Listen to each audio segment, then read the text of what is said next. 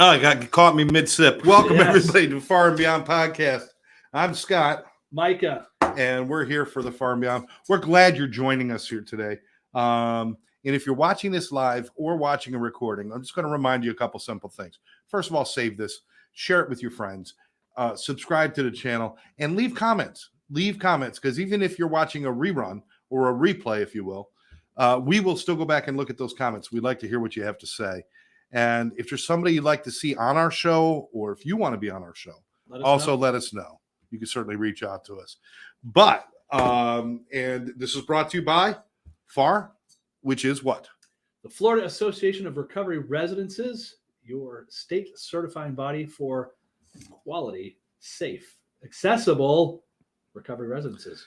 There we go. How is that for us? That's good. And by the Sober Life Studios, right here at the offices of One Brother, One Sister, the nonprofit that brings training and education to first responders and veterans at no cost to them. We work on donations. Thank you for your service, and God bless you. Oh, all of you. Thank you. Absolutely. Micah, now, people were probably looking for us like 2 weeks ago. We were going to have a show. But you decided to, instead of go on the highway, you decided to take the parking lot. Yeah, I did. I took the parking lot, a.k.a. the Florida State Turnpike System, north of anywhere. North of, where was I? I don't think I even got as far as Sample Road. Well, it's like Glades North is just, it gets bad. It gets bad. And so then, like, you get up into Palm Beach. I'm not moving. I had to actually get off. Finally made it to the Turnpike gas station because I was running out of gas. So I had heard it was a little before 2:00 when the show went on that you were going to run late. Yeah. And then I heard at about 10:03 that you were still running late. Not only was I running late, I'm still in the same spot. That's called a cancellation phone call, my friend. That's what that was. But we're back. Hey, things happen. You live in South Florida. You know what the traffic is like. You hit one wrong street light. Yes. It can make you 10 minutes late for an appointment. Well, let's see. This is how I prepared for this afternoon. I took all my meetings, all my Zooms, and I started driving here this morning at 9 a.m. He just arrived. He just made it. And I was only in Fort Lauderdale. No, that's good. So we have a lot going on. We do. And we want to let everybody know and share this. Again, please share this information with your friends. The first thing we want to tell you about is the conference, which is next week. Yeah, let's do these in chronological order. Yeah, this is next week, and this is the EAP Florida Conference. It is Florida's oldest and longest running conference. 50, almost 50 years. Yeah. 49 years. Yeah, it's been insane. And that is coming up next week, May 1st, 2nd, and 3rd. Now, the 2nd and 3rd is when we're having our sessions and our and the conference itself. The 1st is really for the golf tournament. Right. And they have room for people in the golf tournament. The flyers right there if you want to get the information off there. I'll just be there golf clap. You could also call us here or call Karen Hurley if you want more information about going to the conference or being a sponsor of a booth or something. We still can do that. But give Karen a call, 786-514-0893. That's 786-514-0893. But if you want to go, this is a fun conference. You'll see us. You'll see us, the famous Far and Beyond people. Join us in the, what are we doing at the booth? We're going to do a Conference Cafe podcast. It's going to be a podcast. It's going to be brought to you by Far and Beyond, and it's going to be brought to you by my podcast, the Sober Life Podcast. We're going to bring them all together, and we're just going to sit and we're going to record people, and then we're going to put them together into one show that's really going to highlight the fun and the camaraderie, the connections that are made there. You know, conferences, I mean, let's not try to dress it up. This is a chance for us to get together and reconnect with people, to think of better ways to serve the people that we serve. And in many cases, a lot of good ideas come out of these conferences. Would you agree with that? Absolutely. I've been going for years. You said it. Connection is key. We forget sometimes. We all know each other, especially around, but rarely do we get to see each other in person. Usually everybody's in 100 different directions at once. So it's kind of funny. You have to go away to get together. Yeah. But it gives it that intentionality behind it. It is a great setting. We're right on the beach in Melbourne. People are in a good mood. It's been a great spot. And that ability, I think you said it, sharing. Biggest thing is when you can reconnect, your ideas start flowing, your experiences start to get shared, and we really look at some new solutions. Again, some of those relationships and building out some other things too. And we're looking at how this is all evolving. Again, this is such a long time conference. There's a lot of changes that are happening in the recovery community network, in the housing network, in the treatment network. So this will be a good chance. We have a panel that's going to be there, which is going to cover a lot of these issues. Oh, absolutely. And we've got a very diverse panel. We've got treatment people who run treatment centers, people who've owned treatment centers. We've got people involved in Farr with RCOs. We have people who are involved with unions that are going to be there. Yes. So there's a lot of good conversation. Mental health as well is being represented on that. Lots of highly intelligent, educated, and experienced people, and me. And I'm going to be asking them the questions. I'm going to be asking the questions. So the first question for everybody, male and female, is going to be, of course, what we all need to know: boxers or briefs. And we're going to start with that, and then it's going to go hopefully uphill from there, because it really can't go downhill from there. Well, we can go downhill from there too. No, we're going to have great discussion and stuff like that.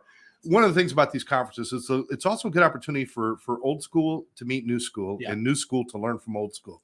And you see a lot of that. We see the young guys and the young ladies in the industry getting together with some people who have been around for quite some time, and the exchange of ideas, and everything grows, everything changes.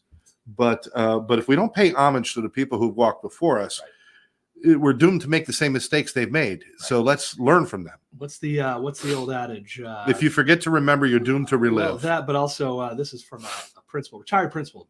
Shout out to Joe Flanagan up in Martin County. Great guy. And how he used to talk to students who are, he's like, look, I've been your age. You haven't been mine. Yeah. And as you get older, it's like, yeah, that rings true. Oh, what was the other quote?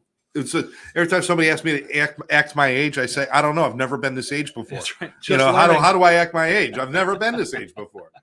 And in 5 minutes, I'll be a new age. Now what? That's right. So anyway, yeah. So that's really good. If you want more information, again, call Karen 786-514-0893. And it's not that far away. It's not that far away. Melbourne is a hop, skip, and a jump. It's what, 2 hours, 2.5? Depends where you are. Depends on how you drive too. Yeah. For me, the turnpike. For me, it's about a 4-hour drive. When Karen drives, my business partner Karen, 48 minutes. Yeah. She drives like her ass is on fire, and I drive like I've already. It's not. It's not. I am such a bad driver. I'm not bad driver like accidents. I believe it's like 5 miles over the speed limit is what I'll do. I don't do more than that. Do you remember? I like going 70, 72 miles an hour. That's it. On a motorcycle, in a car, and I think I learned it because motorcycle, you learn to just be more careful, except for some of the idiots down here. But do you remember, and it's not that long ago, 55 mile an hour speed limits? For years, 55 miles in every highway and everywhere. And then when they started changing it, God, that goes back in they started changing that back in the early 80s, mid 80s. Late. Well, Maine, it was I think in the 90s when they finally yeah, some of them were. Takes a while to get up to change the signs. But they started changing some of the big highways over, and people are like 65. Now they got some highways that are 70 and 75. Once you get north of everything here, it's 70. Yeah. And if you're on heading west over to Tallahassee, because there's nothing there, I think it's 75 miles. And let me clear this up, people. Just because you're in the express lane, does not mean you get to go 30 miles over the speed limit. Right. Does some people believe, well, I'm in the express lane, they expect you to go 90. But in the same vein, if you're in the right lane, doesn't mean you're going 46. Oh, God. That's more dangerous than the guy going 90. It really is. It really is. And we don't have to deal with shit down here that I had to deal with, like ice and stuff like that, and snow. You get idiot drivers in ice and snow, it's over. I say, this is what gets me. So I just came back from Maine, and shout out to my dad, and everybody's been supportive. My dad had where were surgery. You? I was up in Maine. What town? Bangor. Love Bangor. Hometown. Shout out Stephen to King. Bangor. Stephen King, another great guy. Fantastic guy. Great talent. Almost lost him. That was tragic. Okay. Wonderful, wonderful advocate and supporter and long time. Just he's an all around, and his wife Tabitha are just incredible people. All his kids, great family. That being said, speaking of great family, my dad, my mom up there. My dad is having some procedures, having some issues right now, but he's doing good. But that being said, it was spring in Maine. So where everybody's out loving the weather, it's 43 degrees, and everybody's like, "Woo, ah!" It's quite refreshing. It actually is. But that idea that when I come back down here, I'm like, okay. I drive a lot. I cover some ground. And when I hit like 5 separate traffic jams going from, say, Broward County to Martin County, I'm like, let's see here for a second. The roads are straight, basically smooth, multiple lanes, no ice, no snow, no moose, no logging trucks. Why? Yeah, I know all the things that go wrong up north. And but yet here you have worse traffic. Yeah. I mean, up there, it's just they take it with a grain of salt. Well, also people assume, why is it road bag? Oh, we got a moose up there, and it's just like, okay, fine. And I will say, my father ran into a moose when he was younger, took the top off his car. Friends of mine were in a Saab, hit a moose, and Saabs, look it up on YouTube's Saab moose safety testing. They used to make a synthetic moose and drive the Saab underneath it to show that they were so strong because they were in Sweden. There's a lot of moose. But the moose would roll up over the car and not crush you. Because we have more deaths related to moose strikes than half anything else up there. You do not want to run into a 1,500-pound moose. If you've never seen a real moose up close, this ain't bullwinkle. No. They are. And this isn't reindeer. This isn't like cute little things, although they're quite majestic. They're awesome to look at. It's not like looking at a horse. This animal, there's a menacing quality about, and they're so big. They are huge. Just freaking huge. Yeah. Anyway, so Tales of Maine. So that's how I don't know how we got from the conference to mooses in Maine. That's how we go. But that's what happens here. That's how we roll. This is Far and Beyond. Also subtitled "Short Attention Span Theater" right here going on. Well, we didn't say how far beyond. Where beyond exists. Where anything shiny goes, that's where we go. Let's talk. Speaking of shiny things, let's talk about the barbecue. Now this is going to be fun. All right, so remember next week is and then we've got in I guess it's about 2.5 weeks. We've got May 18th, the Farr BQ. Farr being the Farr, Farr, BQ. It's a barbecue for Farr. And look at that logo. That's great. I mean, we have our own mascot. Who created that? I don't know. Some artiste. That was me. Artiste right here. You see the art behind us. Barbecue coming up. Of course, the only difference is we're probably not serving steaks, but definitely burgers and dogs and all the sides. So we got a full barbecue spread. We have some guest speakers. We have music. May have some live music too. Working on that. It's quite possible. Quite possible. We have volleyball's going on, kickball's going on. We are going to have the Farr Olympics, which by all means, get your whole house together and come over, participate in some zany competitive events. Nothing too strenuous. Nothing that everyone can't be involved in. You might get wet. You might get slapped with a rubber chicken, and you might wind up covered in cheese balls. But you're also going to win some great prizes. And the biggest thing is being out there and connecting with your friends and family and everybody in recovery. Also, we're going to have some of our community partners that are there for recovery supports from our RCCs and RCOs to bring community information. How do you get connected to all these things? The idea is to come out and celebrate recovery in a fun, exciting way and have a good day of it. And we are 11 to 3 p.m. at John Prince Park right in, I believe it's Lake Worth, home of the Lake Worth Beach. That is correct. It is at 2700 6th Avenue in Lake Worth. JPP. Realize we're going to add some signs as we go in that. Yeah. See the things we think about? But it's the Eric Call Pavilion when you get there. Is there an admission? None. No admission. Free event. Free of charge. We want to make sure people are out there having a good time. And we're encouraging people in recovery to come out. Absolutely. Can they bring their kids and their families? Bring whoever you want. Wow. Come on now. Look, we'll cover anybody in cheese balls. Age doesn't matter. Yeah, that's right. No, even better. Bring everybody out. The idea is to celebrate together. It's all about having fun. And, we talk about a lot of serious stuff, not only in this podcast, but in our daily lives and this work we do. And at the end of the day, though, if you can't go out and enjoy life, no matter what stage or state or anything you're in, what are we doing? Right? Absolutely. I'll put that up a couple more times before we're done, but it's the Farbecue.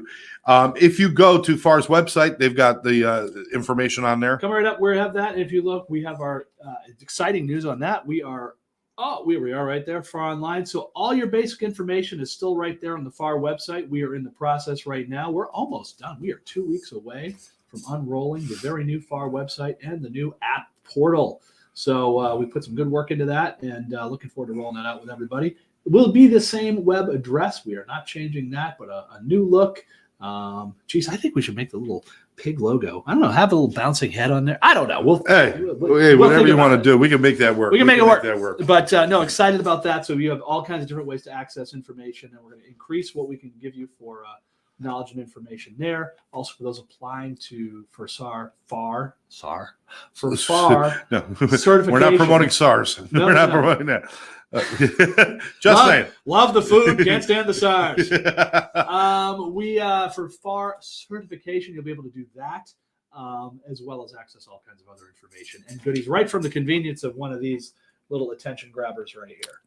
So we're looking forward to that as far as Farr continues to evolve and develop. So Farbecue, May 18th, 11 to 3, John Prince Park. Come on out, bring your appetite, bring your silliness, bring your ears. Just bring yourself and have a great time. This time of year, too, the weather has been, of course, I say that, knock on all these things. Whatever we got, knock on it. We've had probably one of the most beautiful springs. No rain, the lawns are dying, but I'll trade dead grass for beautiful weather. No, I mean, this is like living back in Syracuse again. 2 seasons a year, it's brown grass. That's right. Spring and fall. Grass is brown. Yeah. And then in winter, it's snow on top. Yeah. And in summer, it turns green for about 2 weeks. Yeah. 2 weeks. Yeah. But that's, it's important to come out and do events like this and to get involved, right, to learn about what's going on in our recovery communities. There's a lot of people that have blinders on that don't look out and see what's there. And for years, I was one of those people. I didn't realize, we've got RCOs that are operating for people. There's so many services available for people in recovery, people new in recovery. There's so many different opportunities for people. And Farr is a lot of people say, I want to open a sober living and I want to do this. And they think it's going to be really easy to do. I'll tell you what, the easiest thing to do is before you start spending your money, spend some time talking to Farr, find out what is really involved. Don't wait until you make an investment, because here's what's the problem is. People make an investment, they get deep into it, then they realize I have to do these things to be, and so they're already out of money, they're desperate, so they cut corners and they don't do the things they need to do. Find out beforehand. And here's the thing, too. And if you go to farronline.org, and the other thing right there, there's a number to call. What I recommend people do right now is we're building the portal out. And even still, you're going to call, you're going to talk to Josh, Heidi, Kayla, Sabrina, maybe even our field assessors, Chris, Trisha. I got the whole team. I did it. You did that. I did it. Oh, my gosh. And you. And me. There you go. You can call me. Call me. I put my phone number in everywhere. And 207-992-7576. Write it down. That's right. Feel free to call. And by the way, the calls I'm getting from around the state, I get all kinds of stuff that people like, which is, I welcome it. Because if we can't be a conduit of information, and Scott, you said it great. Let's sort of separate fact lore from fact, Farr lore from Farr fact. Got a lot of words. I'm trying too many syllables. Yeah, I know. And he could have said fact from fiction, but he was trying to make it. He was trying to make it cute. But that being said, everything we have now is templated. All the forms you need, all the information you need. We will walk you through that process, and our goal is to create more certified housing, and certified in the sense that it's safe, it's sustainable, it's accountable. So our folks have the best chance. We know for a fact, the science, the data tells us that long-term engagement in a recovery setting with housing and is a center point, your recovery chances and long-term recovery are that much greater. And so it's that connection, it's that ability to create. This isn't rocket science, but it is science. And so we want to do that at Farr. That's why we do what we do. And as we're building out Farr, I'm traveling all over the state, meeting as many providers as possible, meeting as many partners as possible. our friends at DCF, our friends at the managing entities, our incredible network that's developing of RCOs and RCCs. That's Recovery Community Organizations and Recovery Community Centers for all you folks out there. It's happening. Florida is starting to be a leader in this, leading the charge. We're getting calls from around the country about how are you doing this in Florida? And it's all about good people, good intent, coming out of some of the, we were worse. We were first at the worst, go back 2015, 2016. Now we're turning that. Those negative factors, those folks that are not there to do the right thing, they're now becoming the exception. And the team around that, between our friends in public safety, our friends in the state's attorney's offices, our friends at the managing entities, our friends at DCF, Farr as the eyes and ears on the ground, and also the recovery community. The recovery community saying, this is what we do together. People looking out for each other. Yeah. And that's what it takes. So the idea of, and Sky said something earlier, which I thought was great, which was with the recovery community centers, not only are they centers and supports for people in recovery, it is support for the community. The community itself, we're taking that distinction of, well, it's the recovery or this. It's like, no, it's our community, gang. Yeah.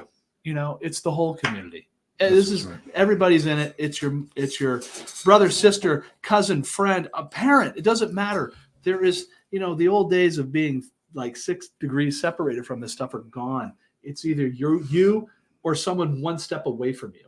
That's how prevalent this issue is. Between substance use, behavioral health, co-occurring disorders, it's right there in front of everybody.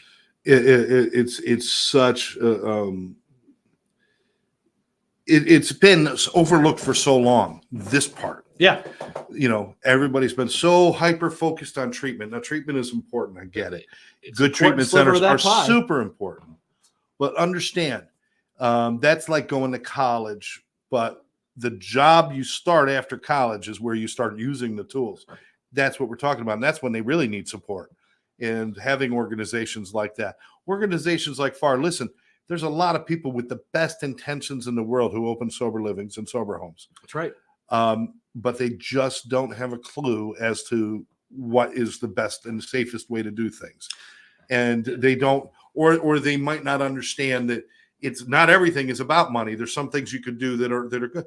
That's why I'm saying, don't make Farr your last stop in building something. Make it your first stop. Right. Where they do that. If you want to build a house, it would be pretty ridiculous to just grab a whole handful of lumber and start nailing nails. You need to plan out, can I actually build the whole house? Do I have all the materials? Do I know what goes where? If you do that first, it makes things so much easier. So Farr should not be your last stop. It should be your first stop. And, if you're not involved with RCOs in your community, I bet you most people don't even know if their community has one. You know what? I get that a lot. Again, people coming out of the treatment environment, and we talk about that. Hey, let's get you connected. And people come from all over the country. They're going home, wherever that may be. They may be going to Syracuse, New York. Who knows? Rock and roll, Syracuse. Right. And Carousel Square Mall. And I've been a lot of places. You have. I've been everywhere, man. But you bring in that idea that it's like, look, it's about a community. So if you don't have one, we can help you find one. And here's the best thing. Who can start an RCO? Anybody, right? All the tools are there. We in Palm Beach County, we've worked very close with Faces and Voices of Recovery, Favor. They provide the certification like Farr would. They have the whole 9 yards, the whole packet. Anybody can start that. It gives those evidence-based and best practices for an RCC, RCO.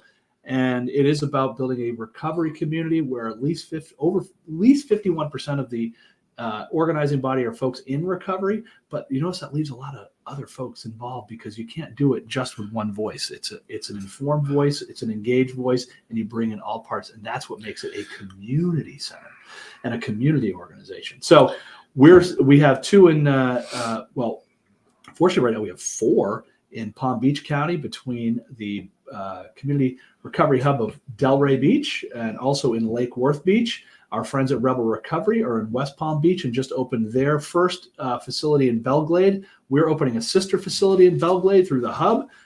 So complementary, think about it. In Belglade, we're bringing a lot of recovery there. It's amazing. So all kinds of resources coming out to Belglade. And also we're opening in Riviera Beach. So we're going to have a total of 6 facilities and 6 centers. Our friends at Fellowship are opening their new facility May 10th, right in Fort Lauderdale.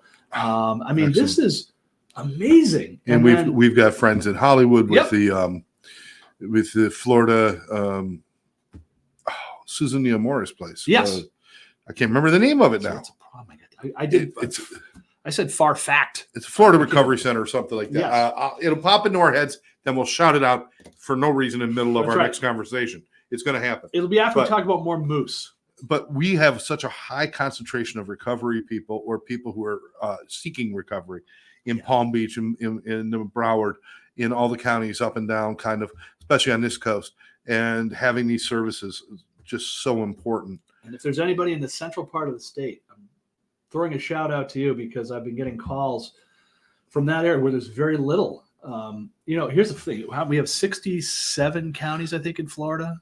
Really? Crazy. It's some crazy amount. And we're only in Farr certified housing is only in like 23 of those counties. I would have guessed 4. I guess I would have been off by a bit. Yeah. I mean, the largest concentration, of course, is Palm Beach County and Broward County. We're over half of the certified housing. But that's also where we have our largest concentration of recovery supports, treatment, and recovery community. So it is what it is, but people are looking to us for leadership. They're looking for guidance, and we're looking at this evolution of the recovery movement, and it's happening here. I mean, when we last month, a week ago, they opened a new center in Belglade. The 10th, they're opening a new one in Fort Lauderdale. We have 2 radios. So our 2 new hubs are going to be opening in September.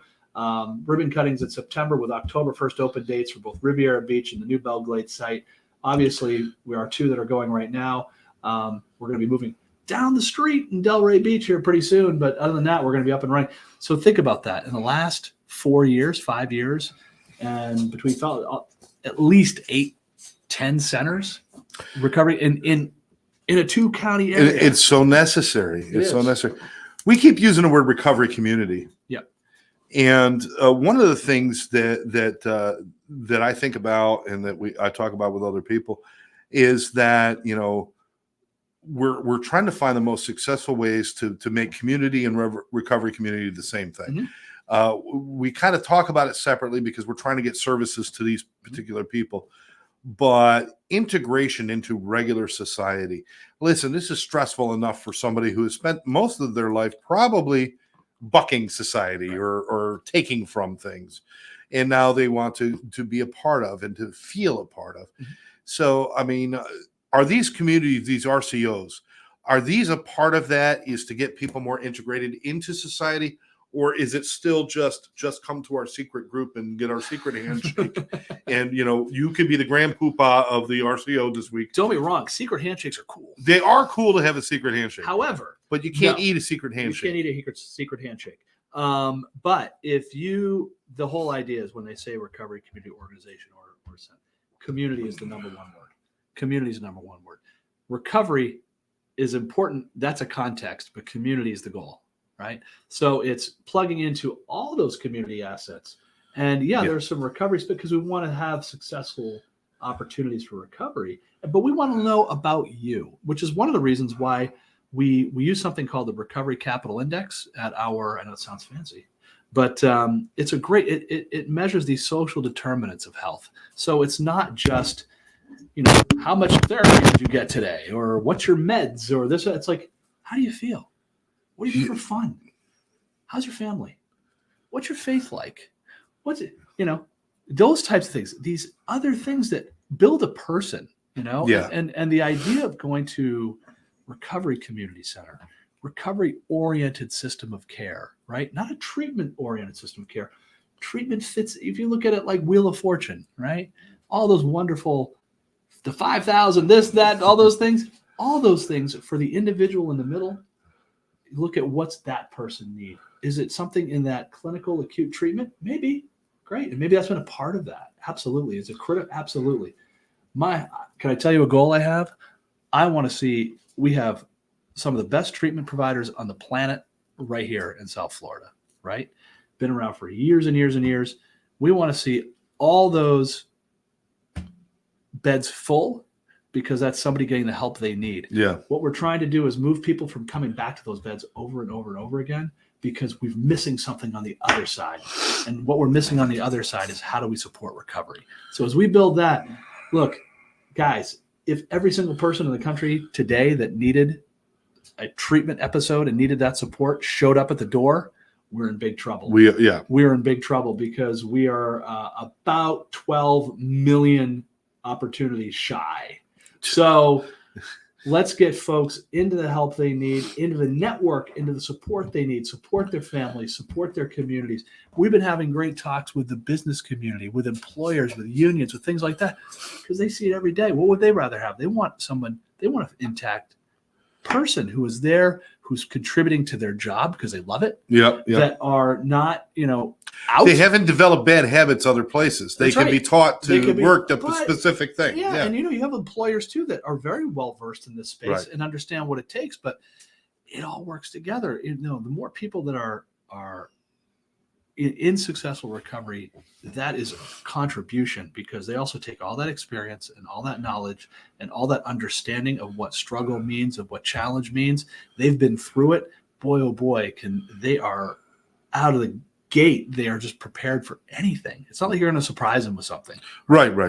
Or come out with something that's like, oh yeah, well, let me tell you a little something about challenge, right? Yeah. So you have a chance to really, and look at Florida in general. We're, despite all the talk of bubbles and this and that, it's still exploding down here. It is. And there's a lot of folks here. There's a lot of chances to work. Housing's going to kill you. We're working on it. But isn't that what a wonderful thing, but what a strange thing to say that the most affordable and accessible housing in South Florida is recovery housing? That's actually funny. And Florida is a hot spot. Yeah. It's been that way for a long time. No snow. There's no moose. See, I told you we get back to moose. Probably second place for a long time was Southern California. Yes. With a lot of places there, and LA area and stuff. Now we're seeing other states. New Jersey, we're starting to see a growth there. There's lots of growth in New Jersey. There. There's growth there.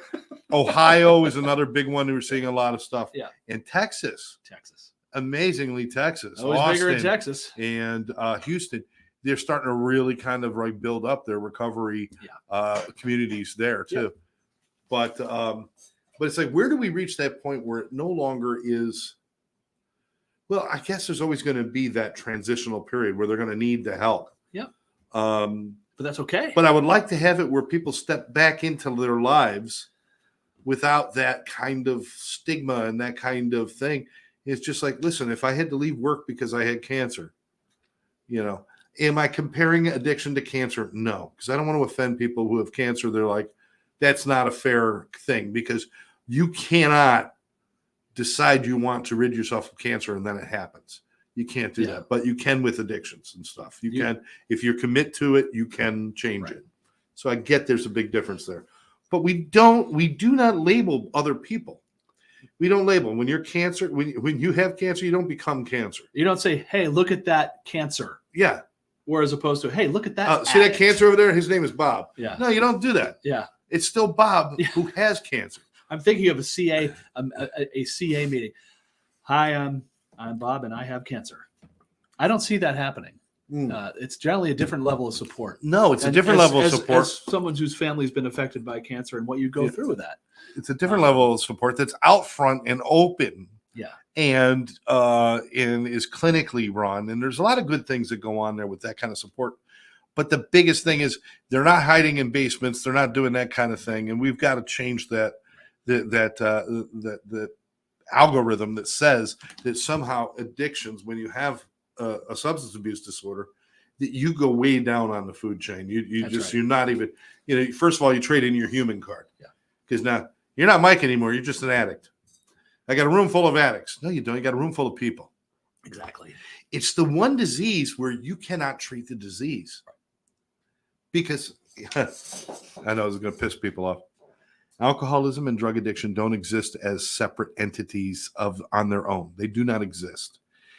Substance abuse disorder, alcoholism, addiction, whatever you want to call it. These are things that manifest themselves in different parts of a human being, but it is about how the human being is. So we're not treating a disease, we're treating a human being. But there's a lot of treatment centers. There's a lot of people out there that are still trying to treat it like if everybody has it, we're treating one thing. It's a disease. We're not.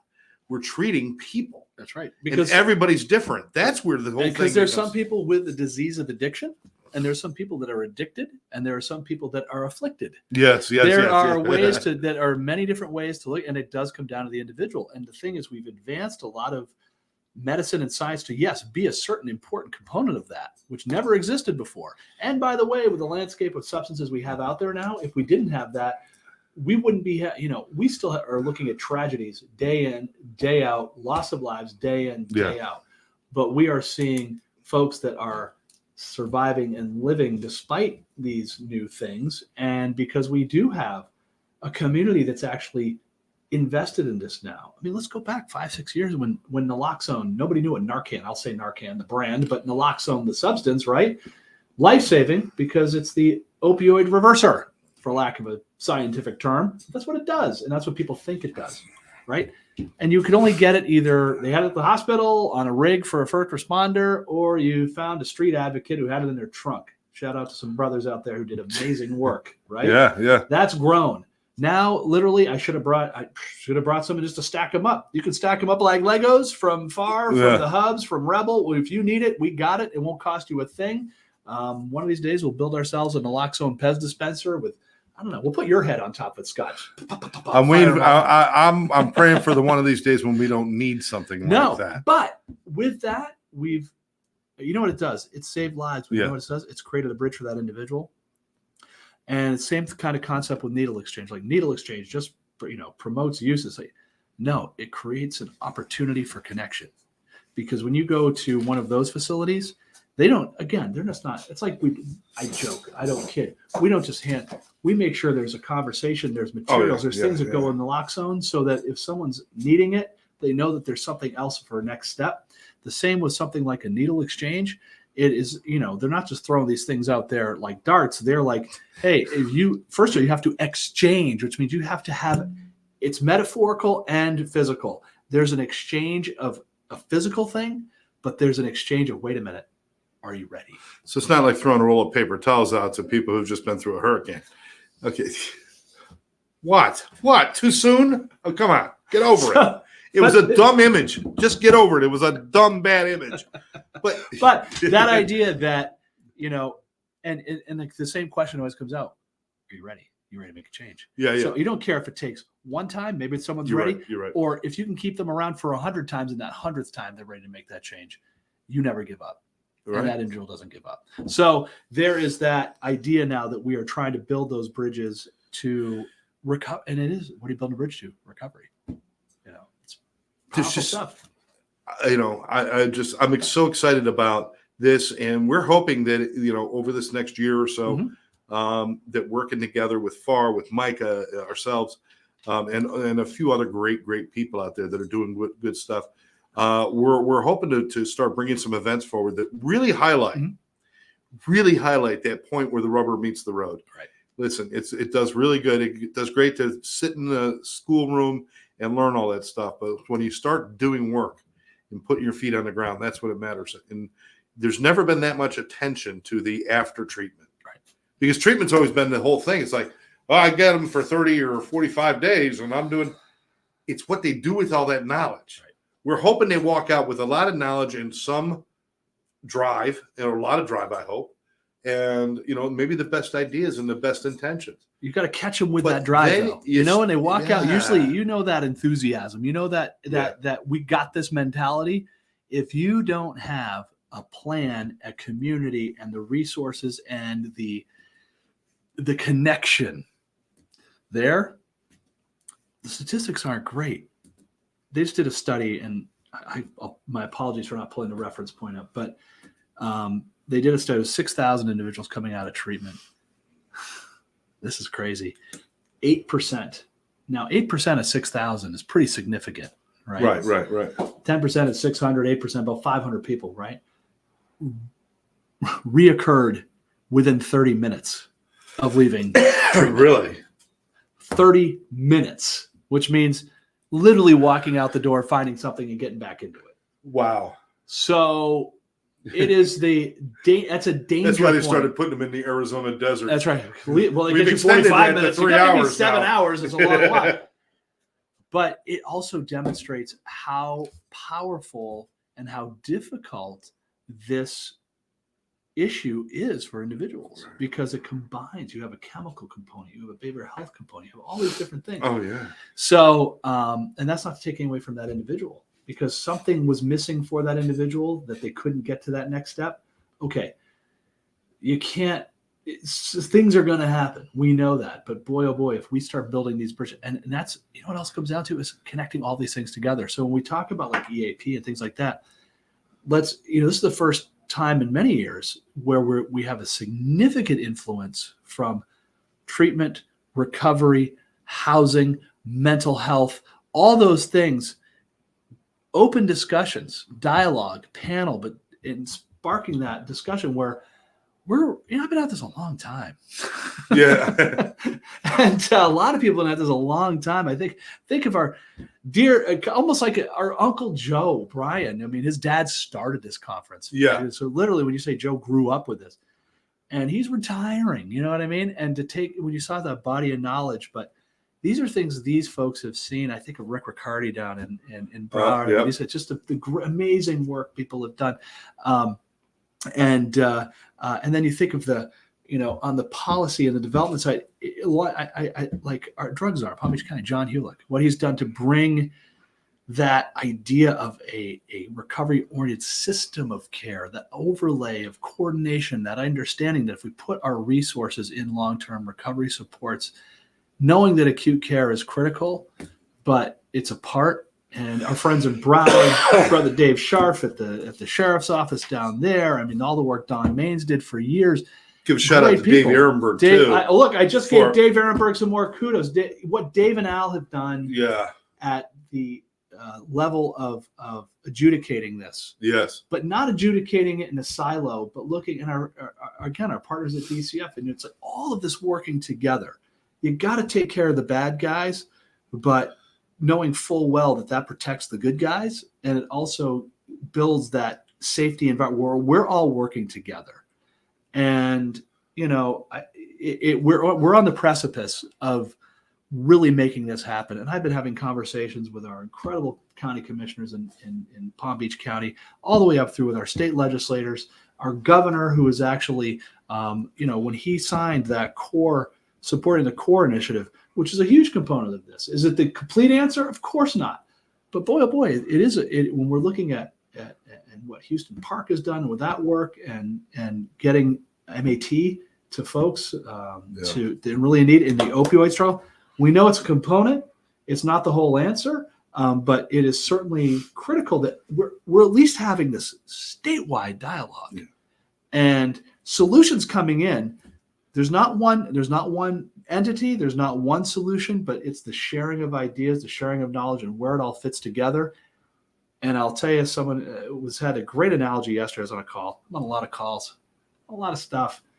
And they're like, if we can give that individual their own air traffic controller, let's get them in the air, and then let's land all where they need to be appropriately. Yeah. We'll get them appropriately assessed and into that network, that recovery-oriented system of care, wherever that need is for that individual, we'll be able to meet.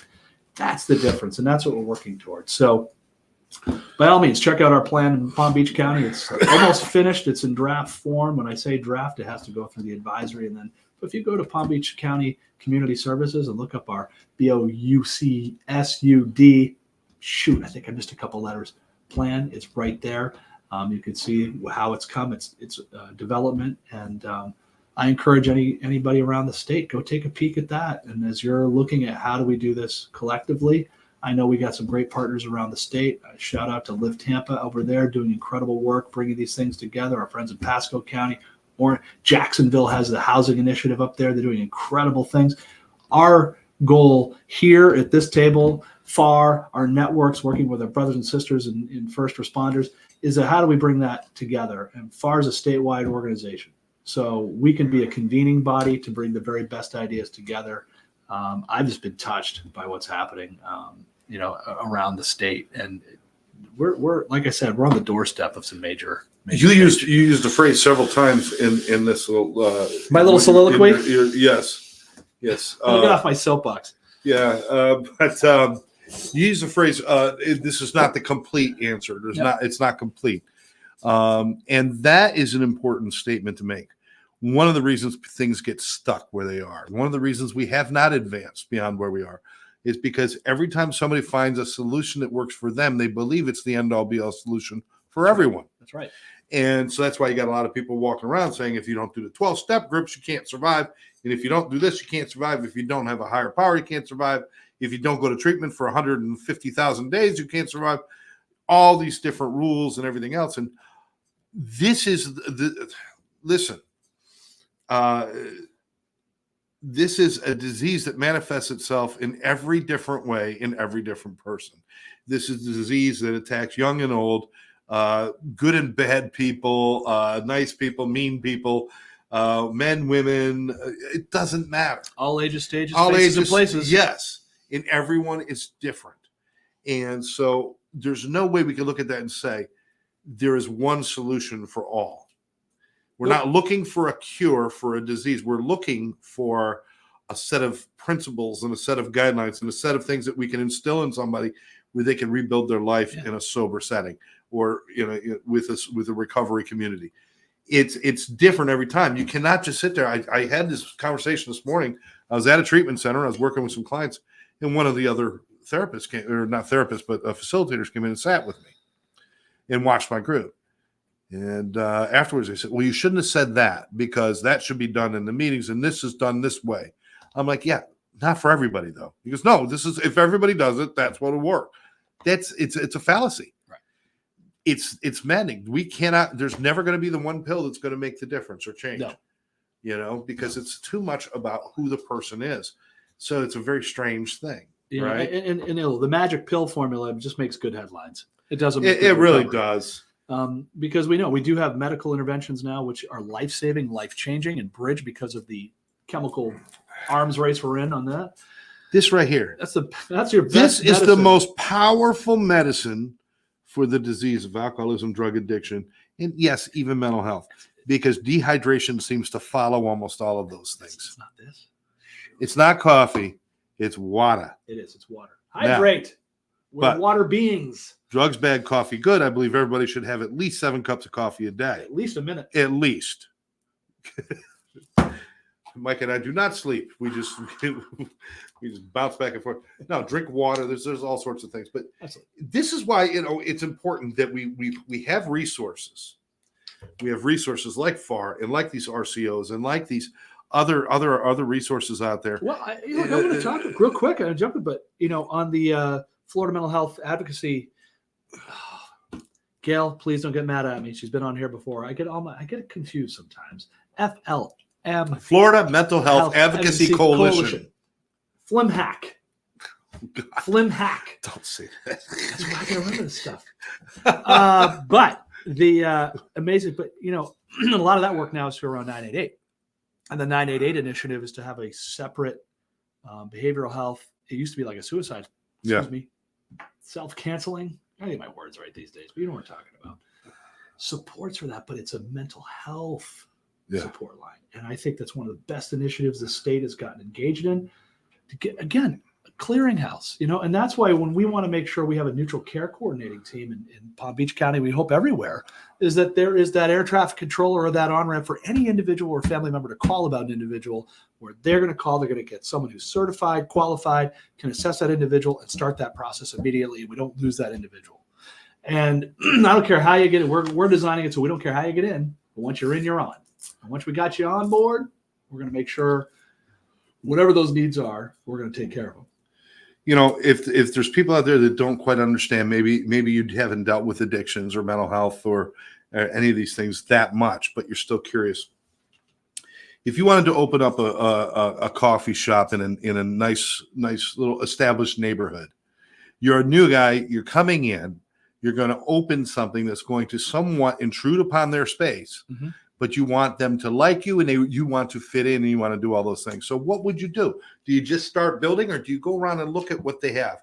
Do you go around and talk to the people and let them know who you are before, and you ease yourself in, and you learn about, hey, we like to do things this way in the neighborhood. It's like, okay, great, we can do that. And you start to assimilate yourself into it, and you still get to have your own coffee, your own brand, your own space, and do your thing. But now you're doing it in harmony. That's what we're talking about that has been missing in recovery for a long time. It's been get sober, now go out there, good luck. Get a job, go to a meeting if you're having a hard time, call your sponsor if you're having a hard time. But it's never been the assimilation into what the world is doing out there, what the communities are doing. And I love this because they talk about those things. They talk about how to properly prepare for job interviews and how to do those things, skills that a lot of people don't have. Right. We're talking about somebody who could be using for 20 years of their life, and all of a sudden now they've got 90 days clean and sober, and they got to start a life. Well, where's the starting point for that? Starting point has to be from a comforting, caring place, a place that's supportive, and then you have to start reaching yourself out and looking at those communities and stuff. So it's about a lot of things coming together there. Is. You, as a regular person, you don't just come and start plowing land and open up something and say, everybody come to me. You got to learn about what you're doing and what your space is and what place that you're going to occupy. Right. Because without knowing what place you're going to occupy, you can feel very lost and very alone. Yeah, it's interesting. Someone said this in a group. I'd love to give credit to this where it needs to go. So the credit's there. Whoever this was. I remember. Bob, Mary, John, Tim, whoever you were. I remember. But it was feeling so alone in something that affects so many, right? Yeah. And it's like, wow, yeah, that makes sense. You can't swing a cat, please don't, in Palm Beach County and not hit a meeting or some sort of recovery support. But to feel alone in that journey makes no sense. So when you talk, I thought it was funny. We said you got to stop hiding in basements. You're absolutely right. Yeah. Usually you think about what a lot of but remember, the basements are for hiding from clowns. Clowns, by all means, if there's clowns around, please hide in the basement. Don't come out until the coast is clear. But when it comes to getting out, everybody's their own individual. Some people want their anonymity because that's the way they are. That's okay. It's a personal choice, though. Don't make that choice for me. Everything. It's right. Everything is individual. We have best practices. We have best opportunity. We have a lot of different things. Let's put the menu together for that individual.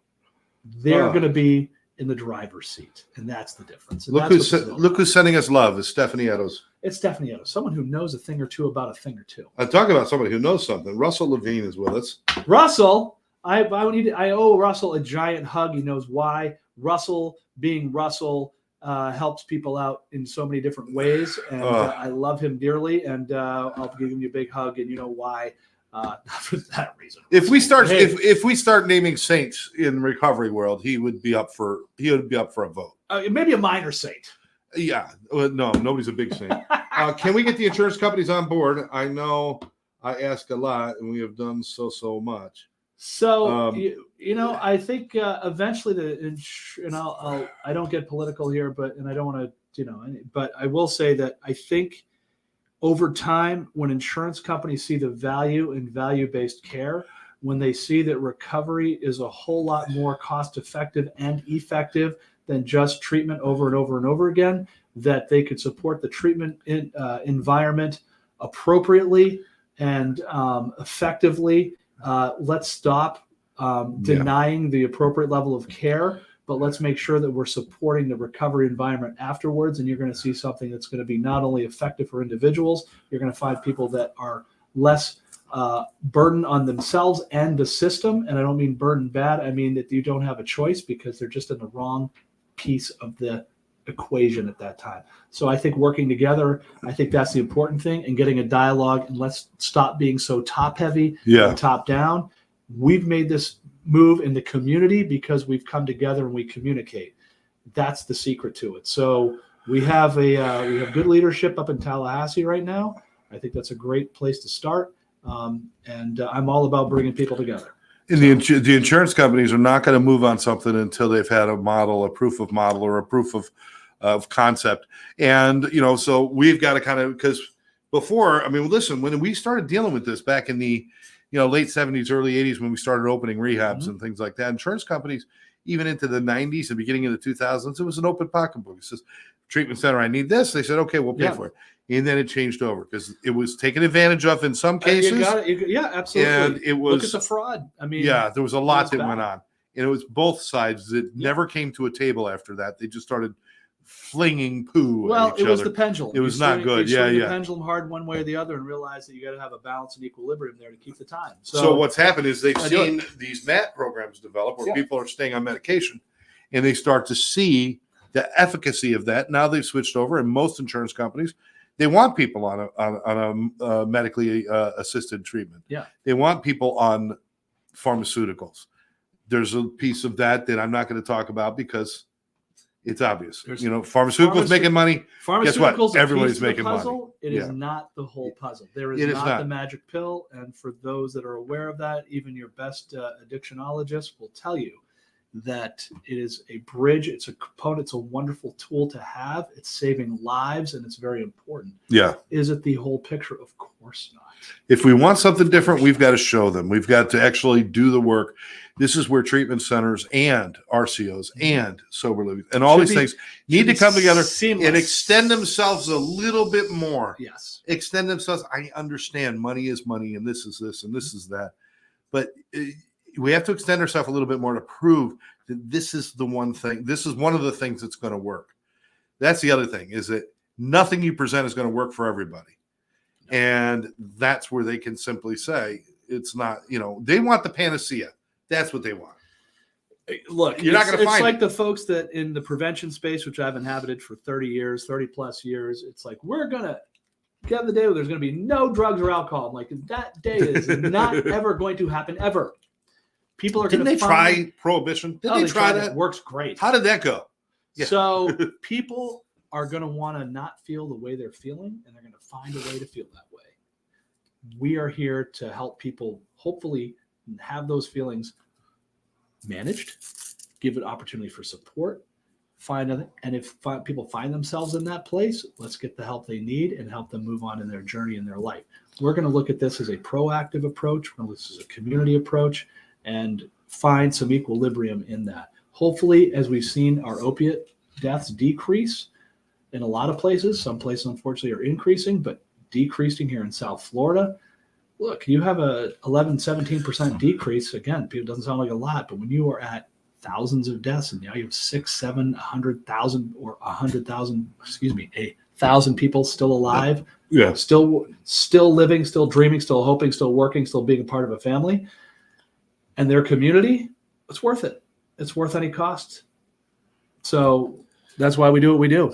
So let's put a fine point on all of this. If you want more information about what Micah is doing with Farr, you can go to farronline.org. Yes. You can email him at info@farronline.org, or you can call him at this number, 561-299-0405. The only stupid question is the one that you don't ask. Exactly. That's the only stupid. Ask questions, find out what's going on, find out how you can help in your community as well. We're going to think you're smart for asking. Also, next week, we'll start with this next week, we have the Florida EAP conference. Again, if you want information on that, call Karen at 786-514-0893. And lots going on.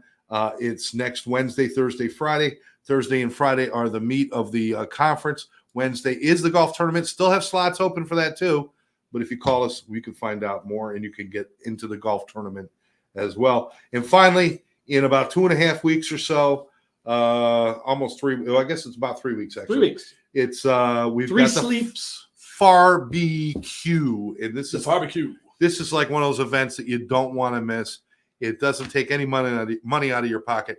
I also like the fact that you're holding it in the park. Lots of parking, lots of stuff like that. You don't have to worry about. And plenty of public restrooms. Oh, see, that's always good because don't want to be on the park. No trees, no squatting, none of that. But food, fellowship, fun, music, games, just good. Just come hang out. I'll tell you what, bring a lawn chair. Yeah. You can be if you're the most miserable person, I'm going to challenge the most miserable person watching right now. And if you think you're one of those people, bring a lawn chair, come out, sit on the peripherals, and just watch us. And I guarantee, just by watching, you're going to be happier. Oh, by the way, it is next to a lake, so just sit by the lake. Sit by the lake.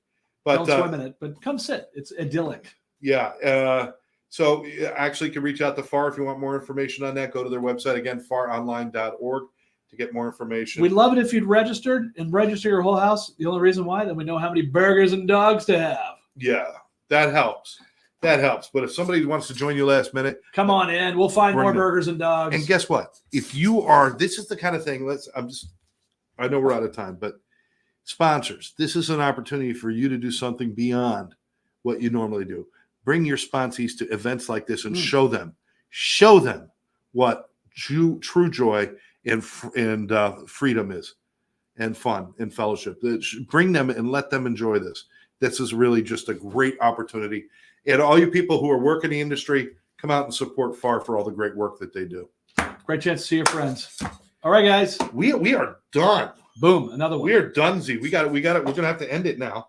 I want to thank everybody for watching us. And if you're watching a replay, remember, like the channel, subscribe to the channel, and share this with your friends. And don't forget to leave a comment. We love to hear from them. I want to thank the comments from Stephanie and from Russell. Thank you guys for joining us and everybody else out there. As always, my friends, good to see you. Okay, brother. Let's do it again. All right. Like in the booth next week. We will. Yeah, we're gonna be bringing you some footage from the EAP conference and the barbecue. We're gonna be doing both. So just watch Farr and Beyond podcast. Beyond means we'll go anywhere. That's right. Just remember that. We'll catch you next time. Take care now.